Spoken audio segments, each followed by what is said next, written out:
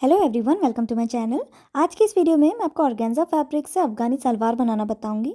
तो इसके लिए मैंने 2.5 मीटर ऑर्गेन्जा का कपड़ा लिया है और 2.5 मीटर लाइनिंग के लिए कपड़ा लिया है। तो पहले मैं यहाँ पे आपको कागज़ के टुकड़े में बता देती हूँ कि हमें कपड़ा कैसे फोल्ड करना है। तो मान लीजिए ये हमारा कपड़ा है और ये कपड़े की लंबाई है 2.5 मीटर की और ये कपड़े का अर्ज है 44 इंच का। अब सबसे पहले हमें बिल्कुल सेंटर से लेंथ वाइज कपड़े को एक बार फोल्ड करना है और लेंथ वाइज फोल्ड करने के बाद एक बार इसको विड्थ वाइज यानी कि अर्ज में भी बिल्कुल बीचों बीच से फोल्ड कर देना है। अब सेम इसी तरह से मैं मेन फैब्रिक भी फोल्ड कर दूंगी। तो यहाँ पर मैंने मेन फैब्रिक को भी 4 पार्ट्स में रखा हुआ है और यहाँ ऊपर से ओपन वाली साइड है और यहाँ से फोल्डेड वाली साइड है और नीचे से भी 2 पार्ट्स फोल्डेड हैं और यहाँ से पूरा ओपन है। अब यहाँ ऊपर की तरफ से हमें 2 इंच पे बेल्ट के लिए निशान लगाना है और ये इस निशान को हमें सीधा कर देना है।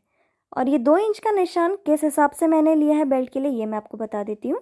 तो देखिए, जितना भी चौड़ा आपका इलास्टिक है उससे आधा इंच बढ़ा के लीजिए। जैसे मेरा इलास्टिक 1.5 इंच चौड़ा है तो आधा इंच बढ़ा के यानी कि 2 इंच आया, इसलिए मैंने बेल्ट के लिए 2 इंच पे निशान लगाया। अब इस लाइन से नीचे को सलवार की लंबाई के लिए निशान लगाना है। तो जितनी भी आपको सलवार की लंबाई चाहिए उससे 1.5 इंच आप पोंचे का घटा दीजिए। जैसे मुझे लंबाई चाहिए 38.5 इंच की, तो 1.5 इंच पोंचा घटा रही हूँ तो आया 37 इंच। तो 37 इंच की मैंने यहाँ पे सलवार की लंबाई ली है। अब यहाँ से जो ओपन वाली साइड है यहाँ कोने पे, यहाँ पे अंदर की तरफ को हमें 3 इंच पे एक निशान लगाना है और इस पॉइंट से नीचे को हमें आसन के लिए निशान लगाना है यानी कि आसन की लंबाई के लिए। तो एक ये फ्री साइज़ की पैजामा है तो 14 इंच का मैं इसमें आसन ले रही हूँ, तो 14 इंच पे निशान लगाया और इसको ऊपर हमें सीधी लाइन से ज्वाइन कर देना है। अब इस पॉइंट को इस तरह से बाहर की तरफ को हमें सीधा यहाँ पे ज्वाइन करना है और इसको सीधा ज्वाइन करने के बाद यहाँ पे हमें क्रॉच का कर्व बना लेना है। अब यहाँ पर नीचे इसके पोंचे के लिए निशान लगाना है। तो जितना भी आप पोंचा रखते हैं उससे 2 से 2.5 गुना करीब ज़्यादा बढ़ा के लेना है। तो मैं 7 इंच का पोंचा रखती हूँ सलवार में, तो 2-2.5 इंच बढ़ा के मैं यहाँ पर ले रही हूँ। तो इस तरह से नीचे पे मैं यहाँ पे 19 यानी कि 19 इंच पे निशान लगा रही हूँ एक। अब इस पॉइंट को हमें यहाँ क्रॉच कर्व वाले हिस्से पे सीधी लाइन से ज्वाइन कर देना है। तो यहाँ पे देखिए, मैं इसकी एक बार कमर मेजर करके आपको दिखा देती हूँ। तो यहाँ पे लगभग 17 इंच का करीब ही आ रहा है। तो अगर आप इसी नाप से बनाएंगे, क्योंकि मैं ये फ्री साइज़ की पैजामा आपको बनाना बता रही हूँ, तो इसी नाप से अगर आप बनाएंगे तो आप इसको एक्सेल या डबल एक्सेल साइज़ तक आराम से पहन सकते हैं। तो यहाँ पर मार्किंग कंप्लीट हो गई। अब सेम मार्किंग के ऊपर कटिंग कर लेनी है हमने और नीचे बॉटम को भी कट कर लेना है। तो देखिए, मैंने इसकी कटिंग कर ली है और बॉटम से जो फोल्ड था उसको भी मैंने कट करके ओपन कर लिया है। अब सेम इसी तरह से मेन फैब्रिक में भी मैं कट कर लूँगी ऑर्गेन्जा के कपड़े पे। तो देखिए, मैंने ऑर्गेन्जा के कपड़े पे भी यहाँ पे कट कर लिया है सेम इसी तरह से। अब अस्तर और ये ऑर्गेन्जा के कपड़े को हमें मिलाते हुए रखना है। तो मैं दोनों का एक एक पार्ट ले रही हूँ और इन दोनों को आपस में मिला के मैं यहाँ पे रख दूँगी। तो यहाँ पर अस्तर और मेन फैब्रिक को एक दूसरे के ऊपर हमें रखना है और इसके चारों तरफ पे एक कच्ची सिलाई लगा के दोनों को आपस में ज्वाइन कर लेना है। तो यहाँ पर मैं इसको ज्वाइन कर लूँगी। तो यहाँ पे आप देख सकते हैं अस्तर और मेन फैब्रिक को मैंने आपस में ज्वाइन कर दिया है और ये खाली ऐसे ही अभी फोल्ड करके रखा हुआ है क्योंकि कैमरे में नहीं आ पा रहा था पूरा कपड़ा। अब सेम इसी तरह से दूसरे वाला पार्ट भी हमें यहाँ पे बना लेना है।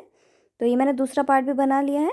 अब इन दोनों को एक दूसरे के ऊपर मिलाते हुए हमें रखना है, यानी कि आसन से आसन मिलाते हुए हम यहाँ पे रखेंगे दोनों तरफ से।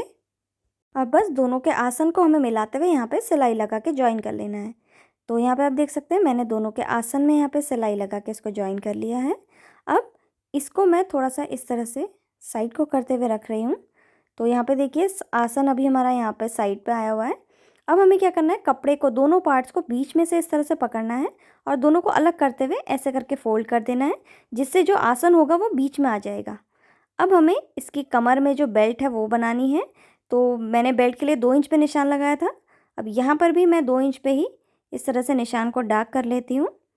तो यहाँ पे निशान लगा लिया फ्रंट में, बैक में भी इसी तरह से हमें निशान लगा लेना है 2 इंच पे। अब ऊपर से आधा इंच का कपड़ा फोल्ड करना है और इस लाइन तक के कपड़े को हमें एक बार और फोल्ड कर देना है और पूरे को इस तरह से फोल्ड करते हुए गोलाई में सिलाई लगा लेनी है।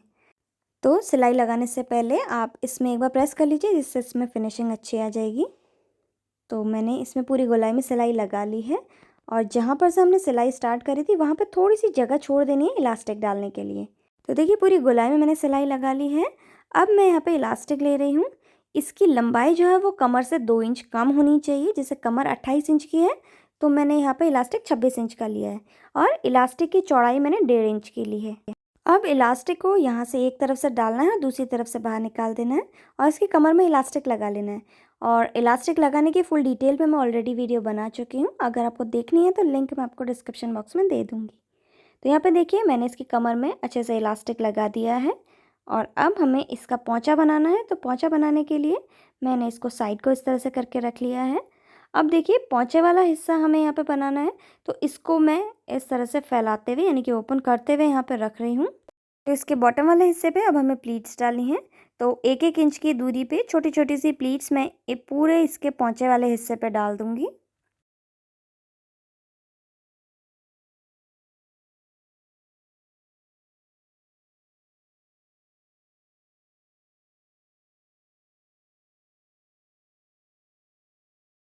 तो प्लीट्स मैंने इसमें डाल ली हैं और मेजर करके देखिए ये 15 इंच का लगभग आ रहा है और 14 इंच का मेरा पोंचा आएगा और 1 इंच का दोनों तरफ से सिलाई मार्जिन में चला जाएगा। तो ये बिल्कुल फिट है। अब इसमें सिलाई लगा के हमें इसको जॉइन कर लेना है।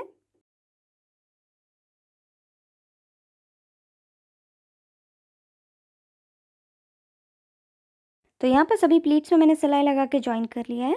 अब इसका पोंचा बनाना है, तो पोंचा बनाने के लिए मैंने साइड से बचा हुआ कपड़ा लिया है और इसको जॉइन करके एक चौड़ी सी पट्टी बना ली है और इसकी चौड़ाई मैंने ली है 4 इंच की और लंबाई पोंचे के जितनी है। अब मैं यहाँ पे एक बुकरम की पट्टी ले रही हूँ, इसकी चौड़ाई 1.5 इंच की है और इसको बिल्कुल सेंटर पे इस तरह से मैं यहाँ पे रख रही हूँ। नीचे की तरफ से ध्यान रहे आधा इंच का सिलाई मार्जिन ज़रूर होना चाहिए। अब इसको हमें चिपका लेना है कपड़े पे। तो ये मैंने चिपका लिया है और इसको इस तरह से हमें फोल्ड कर देना है और देखिए सीधी तरफ पे अब मैं यहाँ पर लेस लगा के इसमें कुछ डिज़ाइन बनाऊंगी। तो जहाँ पर ये बुकरम चिपकाया है यहाँ पर मैं इस तरह से 2 लेस ले रही हूँ और इसमें डिज़ाइन बना लूँगी। तो यहाँ पर से पहले आधा इंच के कपड़े को अंदर को फोल्ड कर देना है सिलाई मार्जिन को और ये लेस मैं ले रही हूँ, इसको बिल्कुल बीचों बीच पे इस तरह से रखते हुए इसको मैं स्टिच कर लूँगी।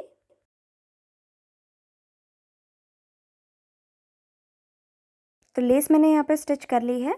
अब आधे इंच के मार्जिन को अंदर को फोल्ड करते हुए रखना है और मैं यहाँ पे एक पतली सी लेस और ले रही हूँ मैचिंग कलर की और साइड में इसको भी लगा के स्टिच कर लूँगी।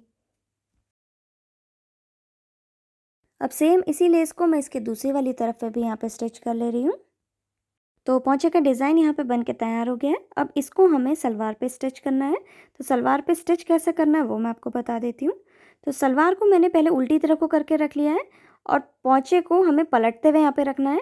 पोंचे की सीधी तरफ सलवार की उल्टी तरफ पे होनी चाहिए और जिस हिस्से पे हमने बुकरम नहीं लगाया है उस हिस्से को हम यहाँ पे रखते हुए इसको स्टिच करेंगे।